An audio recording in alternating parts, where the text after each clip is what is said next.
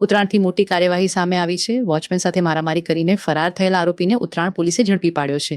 Police કમિશનરશ્રીની સ્પષ્ટ સૂચનાના અનુસંધાને ઉત્તરાણ પોલીસ સ્ટેશન દ્વારા શરીર સંબંધિત ગંભીર ગુનામાં ફરાર આરોપી મનીષભાઈ જયસુખભાઈ પાનસુરિયાને ઝડપી કાર્યવાહી કરીને ઝડપી લેવામાં આવ્યો છે.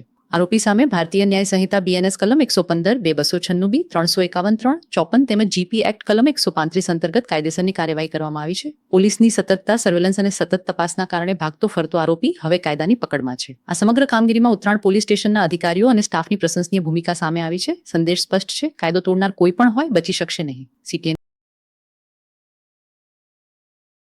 ગઈ તારીખ 20/12/2025ના રોજ જે વોચમેન અને સોસાયટીમાં રહેતા જયસુખભાઈ પાનસુરિયા તેમજ તેમનો દીકરો મનીષભાઈ પાનસુરિયા ને ઝઘડો થયેલો વોચમેન સાથે, જેમાં ખુરશી મૂકવા બાબતે વોચમેને એમના પિતાને કહેલું કે ખુરશી વ્યવસ્થિત મૂકો, જેનું બંને વચ્ચે જે બાબતે ઝઘડો થતાં આરોપી અને વોચમેનો વચ્ચે ઝઘડો થયેલો, જેમાં લાફાલાફી થયેલા બંને વચ્ચે.